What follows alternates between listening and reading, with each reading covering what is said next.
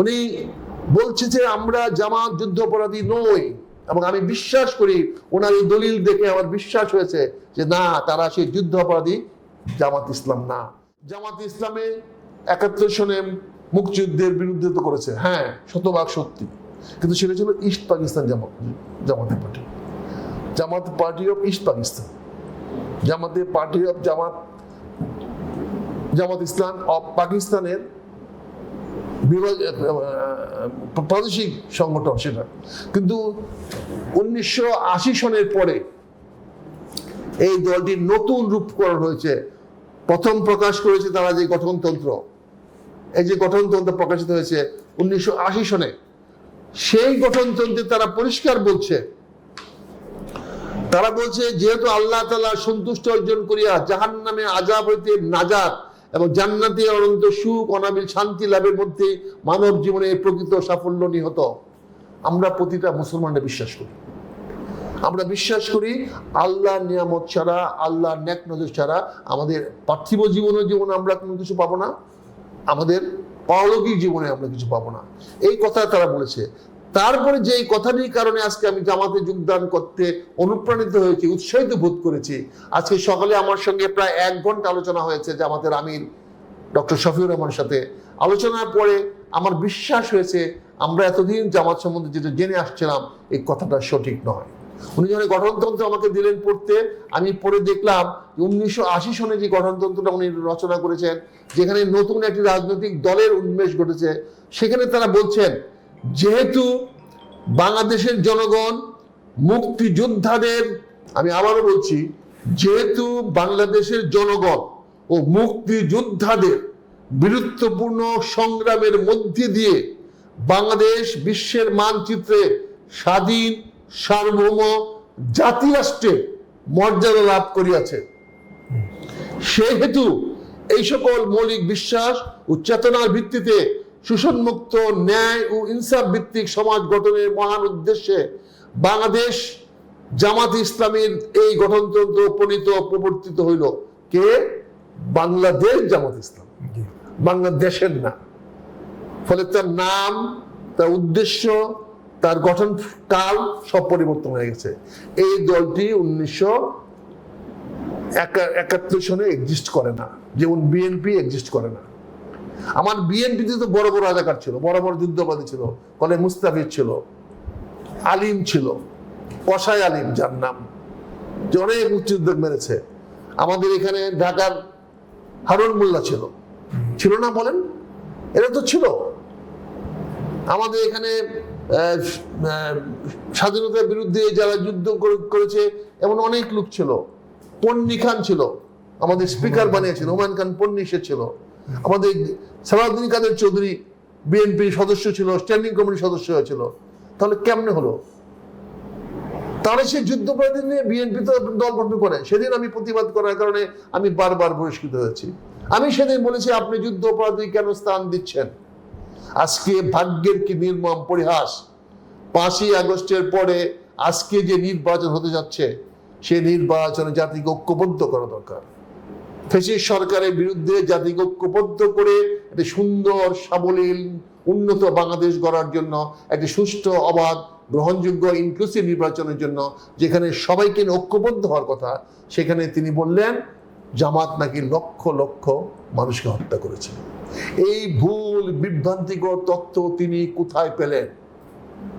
আমি আপনার অনুষ্ঠানে প্রতিবাদ করে গেছি, আপনার যদি মনে পড়ে আমি আরো কয়েকটা অনুষ্ঠানে প্রতিবাদ করেছি।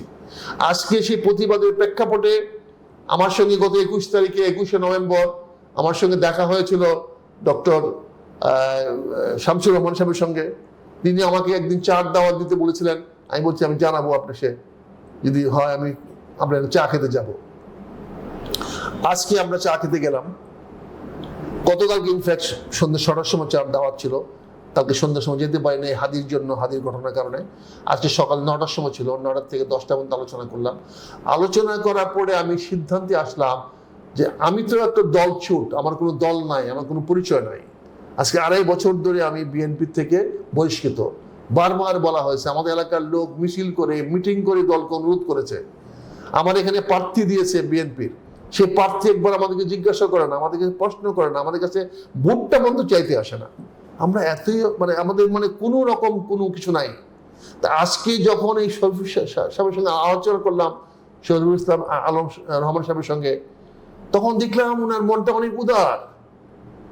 উনি বলছে যে আমরা জামাত যুদ্ধ অপরাধী নই, এবং আমি বিশ্বাস করি ওনার এই দলিল দেখে আমার বিশ্বাস হয়েছে যে না, তারা সেই যুদ্ধ অপরাধী জামাত ইসলাম না।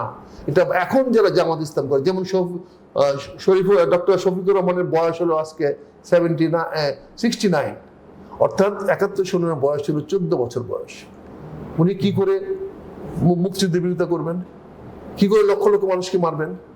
আবার এই ভদ্রলোক আবার ছাত্রলীগ করেছেন, এই ভদ্রলোক বৈজ্ঞানিক ছাত্রলীগ করেছেন, জাসদ করেছেন, তিনি আজকে জামাতের আমির।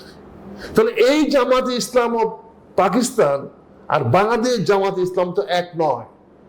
1980 সনে যে নতুন দল প্রতিষ্ঠিত হয়েছে, হ্যাঁ তারা সিলসিলা আসছে, বংশ পরক্রমায় আসছে। যেমন আমরা বাঙালি, আমরা কি সেই লক্ষণ সেনকে অস্বীকার করতে পারবো? আমরা কি সিরাজউদ্দৌলাকে অস্বীকার করতে পারবো? সিরাজ তো আমার জাতি না। কিন্তু আমরা কি হয়তো শাহজাহানকে অস্বীকার করতে পারবো? হয়তো শাহজাহান তো বাংলাদেশের মানুষ না, কিন্তু তাদের সিলসিলা ধরে আজকের এই বাংলাদেশে আমরা এসে উপস্থিত হয়েছি। কাজে এখানে আমি যখন দেখলাম যে মুক্তিযুদ্ধের কথা সুস্পষ্ট লেখা আছে এবং তারা অঙ্গীকার করছে, সেহেতু এই সকল মৌলিক বিশ্বাস চেতনার ভিত্তিতে শোষণমুক্ত, ন্যায় ও ইনসাফ ভিত্তিক সমাজ গঠন। আপনি চান না শোষণমুক্ত সমাজ গঠন করতে? তাহলে তারা গঠন করতে চায়, কিন্তু বিএনপি তো চাচ্ছে না। বিএনপি ম্যানিফেস্টো পরিবর্তন করে 19 দফা ফেলে দিয়েছে, জিয়াউর রহমানের 19 দফার কোনো পাত্তাই নাই। তো সেখানে আমি যাবো কোথায়? আমার তো একটা পরিচয় লাগবে, আমার তো একটা জাতীয়তাবোধ লাগবে।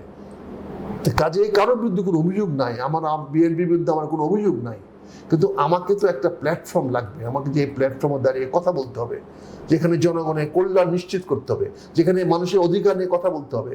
কালকে যদি আমি একটা দলীয় লোক হইতে পারতাম, তাহলে হাদির এই করুণ পরিণতি হতো না।